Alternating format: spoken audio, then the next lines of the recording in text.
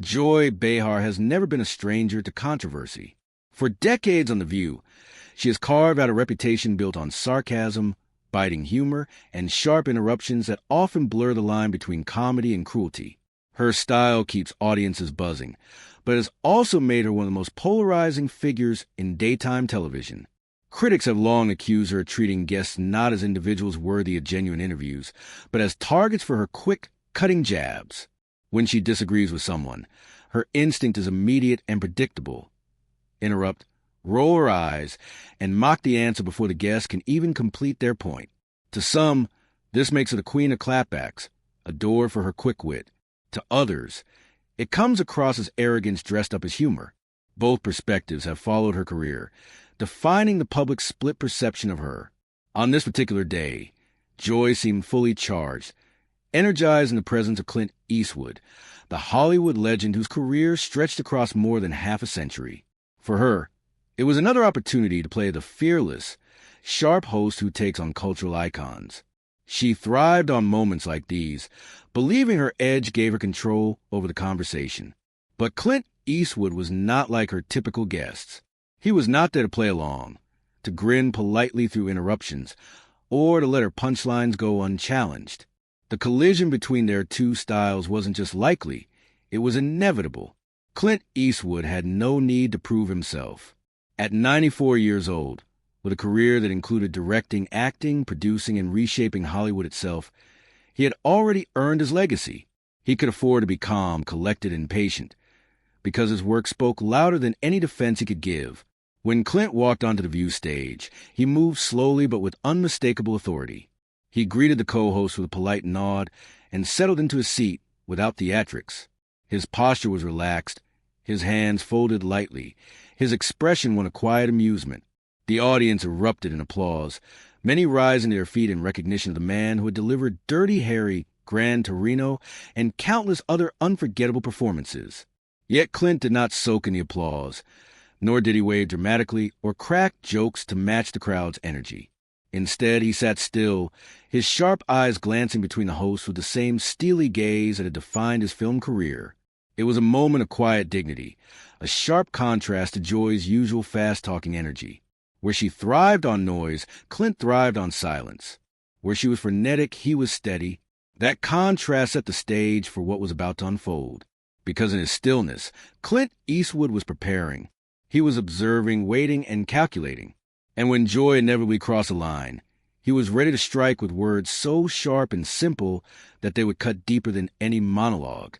The conversation began innocently enough with a round-table discussion about Hollywood longevity. It was a topic Clint knew well, but before he could speak, Joy decided to twist the discussion into a moment for humor at his expense. Smirking, she quipped, "Clint, you've been around so long. Do you even remember half your movies, or do they all just blur together now?" The audience chuckled awkwardly. A few laughed loudly, but many exchanged uncertain glances, unsure whether the joke landed. Clint did not laugh. He didn't even smile. Instead, he narrowed his eyes slightly, tilting his head as if studying Joy the way a predator studies its prey.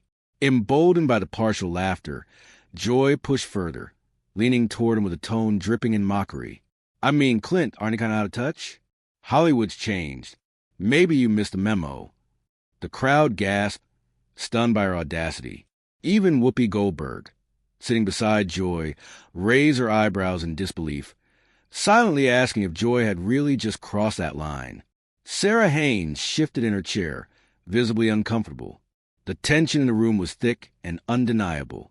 Clint Eastwood adjusted his microphone, leaned forward slightly, and in his iconic gravelly voice, delivered a single line that shook the studio. "I've been making movies longer than you've been making punchlines. And unlike you, people still want to see mine." The studio exploded in response. Gasps, cheers, whistles. It was chaos. Clint did not raise his voice or smirk. He didn't need to. He delivered the words calmly and steadily, as if stating a simple fact, and that made them all the more devastating. For once, Joy Behar was speechless. Her face flushed red as she gave an awkward laugh, fumbling for a comeback, but nothing came. Clint Eastwood had drawn first blood, and he had done so with the effortless cool of a man who didn't need the last word. because his word was the last. The audience was still roaring from Clint's first jab, but he wasn't finished. He leaned back in his chair, adjusting the microphone with calm precision, his face showing complete control. It was a kind of composure that unsettled people, because it signaled he hadn't even broken a sweat. Meanwhile, Joy, embarrassed yet unwilling to surrender, tried desperately to laugh off his comment about punchlines. She muttered something weak about him being grumpy and stuck in the past. It was a poor attempt to regain footing, and Clint recognized it instantly. Without raising his voice, in that same low, steady tone, he struck again. You call it grumpy? I call it experience. The difference is when I speak, people listen. When you speak, people change the channel. The crowd erupted, their applause thundering through the studio. Some audience members leapt to their feet, hollering and cheering, as if they had just witnessed a boxing knockout. The response was overwhelming, the energy electric. Clint did not flinch. He didn't smirk. He simply let the words settle in the air, heavy and final, like a verdict being handed down in court. In many ways, it was exactly that, a judgment on Joy Behar's reputation, delivered live on national television. Joy had always relied on her quick wit to claw her way out of uncomfortable situations, but this time the more she tried, the worse it became. First came her loud, theatrical cackle, a laugh she often used to dismiss criticism. But instead of sounding confident, it rang hollow and forced. Struggling, she pivoted, attempting another jab at Clint's age. Maybe you don't hear the ratings because your hearing aids turned down. The audience groaned audibly. A few chuckled out of pity, but most sat in silence. The difference was stark. Clint's words resonated as truth, while Joy's comebacks felt desperate and petty. Clint, master restraint, let the silence do the heavy lifting. Then he leaned forward again, his eyes locked on Joy with unshakable focus, and delivered the finishing blow. You interrupt because you're afraid to listen. That's not hosting. That's heckling. And nobody came here for hecklers. The studio erupted once more, cheers and whistles echoing through the room. The crowd was alive, electrified by Clint's unmovable presence. Joy, her face red with humiliation, shuffled her note cards nervously, trying to interject, but the moment had passed. Her greatest weapon, sarcasm, had been turned against her, and for once she found herself on the losing end. The rest of the panel could hardly believe what they were witnessing. Whoopi Goldberg dropped her face into her hands, laughing and groaning at the same time, as though she had been waiting years for someone to finally say what Clint had just said. Sarah Haynes doubled over, shoulders shaking as she failed to contain her laughter, while the cameras captured her wide grin. Even Ana Navarro, usually quick to defend Joy, sat stunned into silence. Alyssa Farrah Griffin covered her mouth, eyes wide as though she had just witnessed a historic live television moment. The audience, swept up in the energy, wasn't just clapping anymore. They were chanting, "Clint, Clint, Clint." The chant grew louder, rolling through the studio like a wave, transforming the atmosphere from a daytime talk show into something more akin to a rock concert. In the middle of it all sat Joy, visibly shaken, clutching her cue cards as though they might shield her from humiliation. Her trademark smirk had vanished, replaced by tightly pressed lips and darting eyes. For once, Joy Behar wasn't the loudest voice in the room. In fact, she wasn't a voice at all. She had become the target, and Clint Eastwood had silenced her with surgical precision. The segment had been intended as lighthearted, a chance to celebrate a Hollywood icon.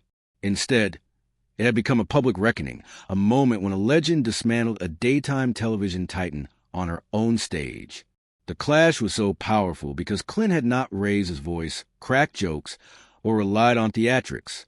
He had relied only on composure, silence, and words sharpened by experience.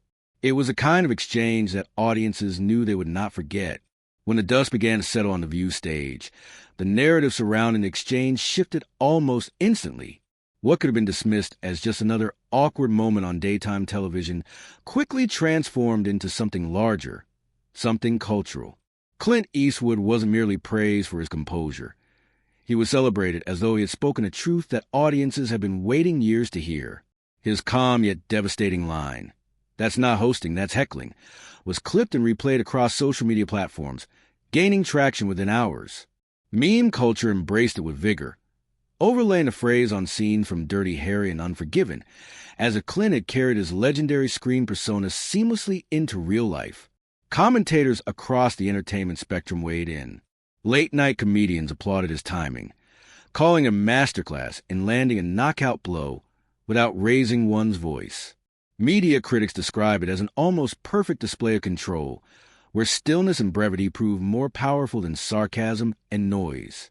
Hollywood insiders, many of whom had admired Eastwood for decades, said his presence was a reminder of an era that valued dignity, restraint, and gravitas over constant interruption and spectacle.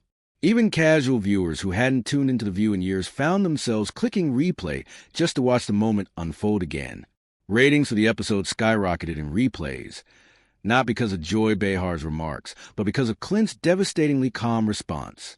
Fans flooded ABC's inboxes with praise, thanking Eastwood for restoring a sense of balance to a show often criticized for chaos. Some even went as far as suggesting that he should guest host The View for a week, joking that perhaps the panel could learn what real conversation looked like under his guidance. Clint had walked onto the stage intending to promote his enduring legacy, but in an unexpected twist, he ended up strengthening it further. He left not only as an acclaimed actor and director, but also as a cultural truth-teller, someone who had managed to cut through years of noise with a single line. Meanwhile, Joy Behar walked away from the encounter visibly bruised. Unlike past controversies, where she often spun outrage into attention, this humiliation stuck and deepened. In the days and weeks that followed, the exchange replayed endlessly across platforms. Talk radio hosts mocked her, dissecting every beat of her reaction. YouTubers uploaded frame-by-frame breakdowns of the confrontation, highlighting her flushed face, her awkward laugh, her fumbling for words. Every time Joy attempted to interrupt a guest on later episodes, online commentators pointed back to Clint's brutal assessment. "This isn't hosting. This is heckling." The phrase had burned itself into her public image. For years, Joy had thrived on being the loudest voice at the table, dominating discussions with her sarcasm. But now, she was no longer the clever commentator. She had become the punchline. Memes circulated relentlessly. Screenshots of her flustered expression during Clint's takedown were plastered with captions like, "Sit down, Joy." Clint already said it all. Clips from the episode spread across TikTok and Instagram Reels, often edited with dramatic music, amplifying the sense of total defeat. The audience, once divided about her antics, seemed to unite around the idea that Clint had finally voiced what many had long felt.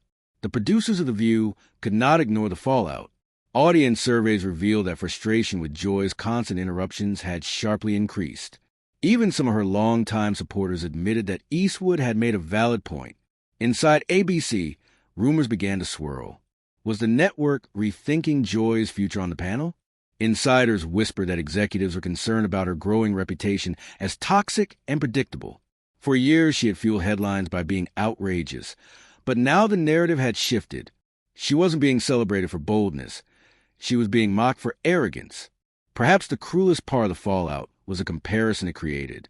Clint Eastwood, at 94, had been mocked as out of touch in her jokes. Yet it was his words, calm, precise, and dignified, that resonated far more deeply with audiences than Joy's ever had. He was praised for his composure, his sharpness, and his refusal to play into chaos. She was ridiculed for her interruptions, her over-reliance on sarcasm, and her collapse under pressure. As the weeks passed, the Clint Eastwood-Joy Behar showdown continued to dominate headlines. Entertainment outlets, political commentators, and cultural critics all replayed the moment with fascination, as if it were a scene from one of Clint's own films. What struck people most wasn't just that Eastwood had silenced Joy Behar. It was how he had done it. Without raising his voice, without theatrics, he had turned the weight of silence into a weapon more devastating than any insult. The moment became shorthand for the power of calm authority in the face of chaos. For Joy, the humiliation only deepened. Every attempt she made to dismiss the moment backfired. On a later episode of The View, she attempted to joke about it, claiming Clint's fans were overreacting. The audience's lukewarm response, paired with the online backlash, revealed that people weren't laughing with her anymore. They were laughing at her. Her image as a quick-witted firebrand had been replaced by that of someone who had been decisively, publicly humbled. Clint, on the other hand, returned to his life and career largely unaffected by the noise. When asked about the exchange during a red carpet interview, he brushed it off with his trademark understatement. "I just said what I thought. Nothing more, nothing less." That simplicity only fueled the respect people already held for him. Social media lit up once again, praising the fact that Clint didn't need to dwell on the incident. He had spoken his truth once, and that was enough. The incident also sparked larger cultural conversations. Commentators noted how the exchange symbolized the growing frustration audiences felt with talk shows that thrived on constant interruption and chaos. People wanted dialogue, not shouting matches. Clint's takedown was seen as a rare moment when someone articulated what millions of viewers had been silently thinking, that respect, listening, and presence still mattered in public discourse.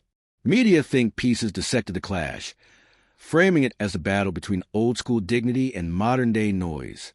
And in that battle, dignity had won. For Joy, the consequences extended beyond embarrassment. Rumors spread that ABC executives were reconsidering her long-term role on The View.